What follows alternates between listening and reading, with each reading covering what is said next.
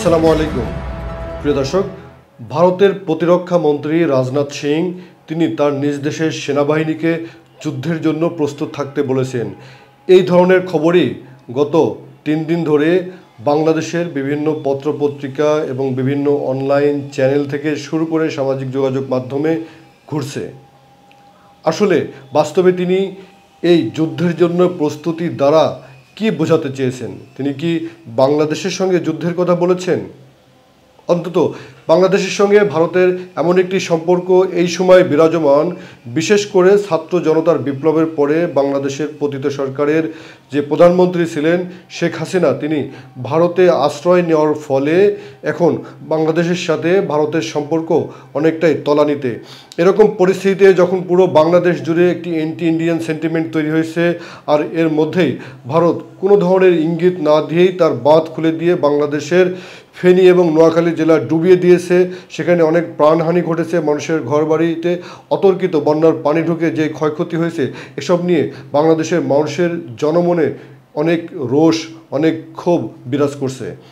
এরকম একটি পরিস্থিতিতে ঠিক ভারতের প্রতিরক্ষা মন্ত্রী তার সেনাবাহিনীর সিনিয়র কর্মকর্তাদেরকে এই ধরনের নির্দেশ দিয়ে কি বোঝাতে চেয়েছেন? তিনি কি আসলেই বাংলাদেশের বিরুদ্ধে যুদ্ধের জন্য প্রস্তুত হতে বলেছেন ভারতীয় সেনাবাহিনীকে, নাকি অন্য কিছু মিন করে? সুপ্রিয় দর্শক, তিনি বলেছেন মূলত উত্তরপ্রদেশে একটি সেনাবাহিনীর যে বৈঠক ছিল, সেই বৈঠকে সিনিয়র সামরিক কর্মকর্তাদের উদ্দেশ্যে বলেছেন যে তিনি সাম্প্রতিক গাজা পরিস্থিতি, ইউক্রেন যুদ্ধের পরিস্থিতি এবং বাংলাদেশের পরিস্থিতিও পর্যালোচনা, পর্যবেক্ষণ এবং বিশ্লেষণ করতে বলেছেন, পরামর্শ দিয়েছেন তিনি সামরিক বাহিনীর কর্মকর্তাদেরকে, এবং নিজ দেশের শান্তি রক্ষার জন্য তাদের সেনাবাহিনীকে যুদ্ধের জন্য প্রস্তুত থাকতে বলেছেন। আসলে তার এই পরামর্শের মধ্যে কি লুকিয়ে রয়েছে? এখানে তিনি ফিলিস্তিনের গাজা থেকে কি শিক্ষা নিতে চান, আর ইউক্রেন থেকে কি শিক্ষা নিতে চান, আর বাংলাদেশ প্রসঙ্গই বা কেন আনলেন? আমরা যদি একটা একটা করে বলি, ধরুন বাংলাদেশ তার নিকটতম প্রতিবেশী এবং বাংলাদেশের সঙ্গে ভারতের দীর্ঘ স্থল সীমানা রয়েছে। শুধু তাই নয়, বাংলাদেশে অনেকটাই ইন্ডিয়া ঘিরে রেখেছে তার স্থল সীমানা দিয়ে, এবং জলসীমা রয়েছে ভারতের সঙ্গে বাংলাদেশের। এরকম পরিস্থিতিতে বাংলাদেশ এমন একটি ভূখণ্ড যেটিকে আমি ভূরাজনৈতিক দৃষ্টিকোণ থেকে মূল্যায়ন করে থাকি, এটি অনেকটাই গাজা উপত্যকার মতো, যেই গাজাকে ইসরায়েল ঘিরে রেখেছে, অর্থাৎ ইসরায়েলের পেটের মধ্যেই অনেকটা গাজার অবস্থান, যার এক পাশে রয়েছে ভূমধ্যসাগর। আর বাংলাদেশ এমন একটি জায়গায় অবস্থিত, বাংলাদেশও খুব ছোট একটি ভূখণ্ড, যেটিকে প্রায় 3 দিক থেকেই ঘিরে রেখেছে ভারত, আর অন্যদিকে রয়েছে এর ছোট একটি ভূখণ্ড মিয়ানমারের সঙ্গে। আর ঠিক গাজার মতো এর রয়েছে একটি সমুদ্র এক্সেস, অর্থাৎ এখানে গাজার যেমন রয়েছে ভূমধ্যসাগর, বাংলাদেশে রয়েছে বঙ্গোপসাগর, যদিও সেই বঙ্গোপসাগরেও কিন্তু ভারতের আধিপত্য রয়েছে। সুপ্রিয় দর্শক, বাংলাদেশ এরকম একটি অবস্থায় থেকে বাংলাদেশের সঙ্গে ভারতের যে সম্পর্ক, সেই সম্পর্কের উত্থান পতন এখন এমন একটি জায়গায় এসেছে, এটি ভারতকে অনেক বেশি ভাবাচ্ছে। কারণ ভারতের কেন্দ্রীয় সরকার এমন একটি সময় অতিক্রম করছে, সার্বিক বিবেচনা, এটি দীর্ঘ আলোচনায় আমরা যাব না, সার্বিক বিবেচনা এটি তার জন্য খুব একটি সুখকর নয়। ভারতের যে বিজেপি সরকার তাদের জোট সঙ্গীদের সাথে নিয়ে ক্ষমতায় রয়েছে এবার দিয়ে টানা তৃতীয়বার, এবং তৃতীয়বার এসে দেখা গেল সেখানকার তার প্রতিপক্ষ যে ইন্ডিয়া জোট, তারা এবার অনেক বেশি আসন পেয়েছে, এমনকি এমন জায়গায় আসন পেয়েছে যেটি বিজেপির ঘাঁটি ছিল, এবং যে সমস্ত জায়গায় বিজেপি মনে করতো তাদেরকে হারানো সম্ভব নয়, সেখানে বিরোধীরা স্থান করে নিয়েছে। এবং অতীতের 2টি সংসদ থেকে এবারের সংসদটি ভারতের অনেকটাই পৃথক। এবার সংসদে বিরোধীদের আসন এতটাই বেড়েছে যে তারা এখন মুখ ফুলিয়ে, বুক ফুলিয়ে কথা বলার সুযোগ পাচ্ছেন এবং কথা বলতে পারবেন, এবং ভারতের নীতি নির্ধারণে তারা অনেক বেশি ভূমিকা রাখতে পারবেন। শুধু তাই নয়, বাংলাদেশে যে ছাত্র জনতার বিপ্লব হয়েছে এ থেকে ভারতীয়রা শিক্ষা নিচ্ছেন।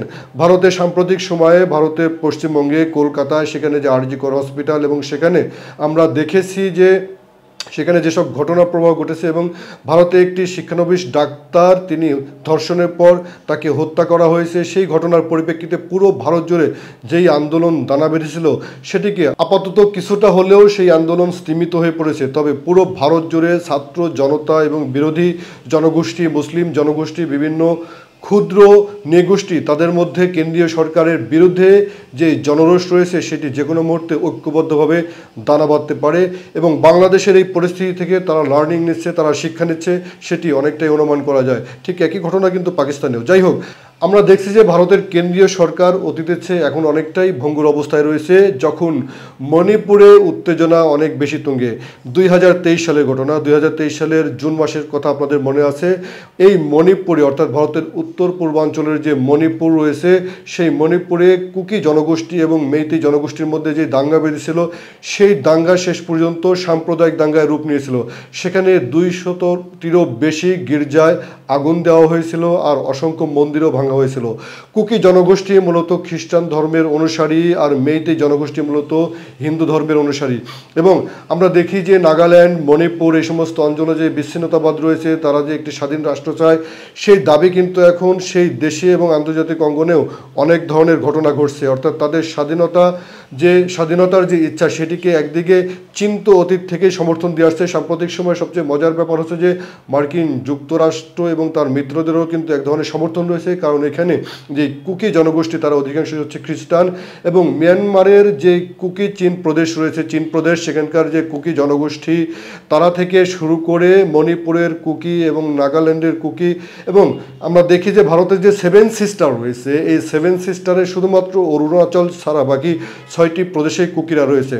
তাই এই অঞ্চলে একটি কুকিরা স্বাধীন রাষ্ট্র করার জন্য তারা এগিয়ে যেতে পারে, সেটি খুব অস্বাভাবিক ব্যাপার না। আমি আজকে যখন কথা বলছি, ঠিক গতকালকে কিন্তু সেখানে পুলিশের 2টি অস্ত্রাগার লুট করার চেষ্টা করেছিল এবং সেই অস্ত্রাগার লুট করার চেষ্টাকারীদেরকে সেখানকার কুকি সন্ত্রাসী হিসাবে আখ্যা দিচ্ছে দেশটির, অর্থাৎ মণিপুরের সেখানকার যে রাজ্য সরকার রয়েছে সেই সরকার, অর্থাৎ সেটিও মূলত বিজেপিরই মুখ্যমন্ত্রী বীরেন সিং, তিনি সেই আখ্যা দিচ্ছেন। তাহলে আমরা অনুভব করি যে ভারত বাংলাদেশ ঘটনার পরিপ্রেক্ষিতে এখন চতুর্মুখী চাপে রয়েছে। একদিকে বাংলাদেশ তার খুব ঘনিষ্ঠ ছিল, সেটি হারিয়েছে।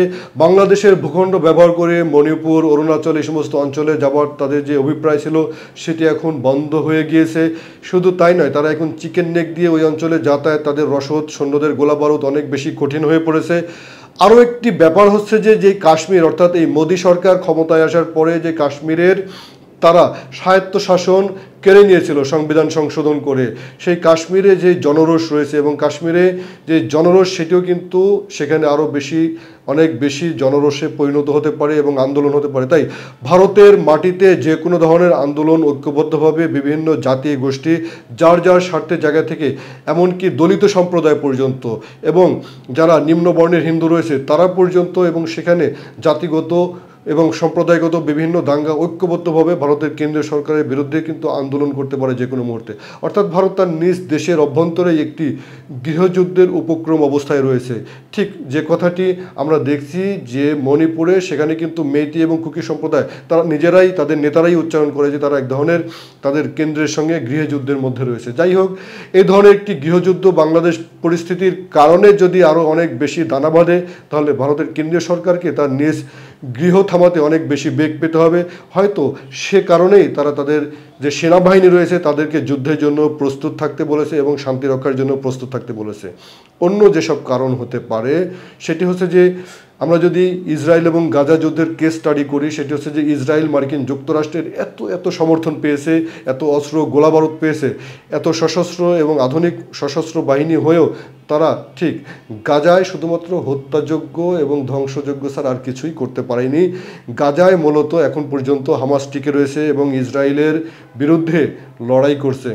ঠিক একই সঙ্গে ইউক্রেনে যেটি আমরা দেখছি যে রাশিয়ার মতো এত বড় একটি দেশ, তারা কিন্তু তাদের একদম ঘরের কিনারায় ইউক্রেনের বিরুদ্ধে যুদ্ধে এক ধরনের সফলতা পেলেও এই যুদ্ধ শেষ হয়নি। এই যুদ্ধ দীর্ঘ হচ্ছে। এই দীর্ঘ যুদ্ধের পেছনে মার্কিন যুক্তরাষ্ট্র দায়ী। তাই আমরা এইসব ঘটনার পরিপ্রেক্ষিতে দেখতে পারি যে ভারত হয়তো সেই বিশ্লেষণই করতে চাইছে যে কোনো ছোট ভূখণ্ড বা কোনো ছোট গোষ্ঠী বা যে কোনো বিচ্ছিন্নতাবাদী কাউকে ছোট করে দেখার বিষয় নয়। বর্তমান সময়ে অনেক বড় বড় পরাশক্তিও কোনো যুদ্ধে তারা জিততে পারছে না এবং যুদ্ধে বাস্তবেই সঠিক কোনো জয় পাওয়া সম্ভব নয়। তাই যে কোনো যুদ্ধে জড়িয়ে পড়লে ভারতের জন্য সেটি ক্ষতিকর। আমি এই আলোচনার ইতি টানব যে কথা বলে, ভারতের সামনে এখন 2টি অপশন, অর্থাৎ ভারতের নিরাপত্তা ইস্যুতে।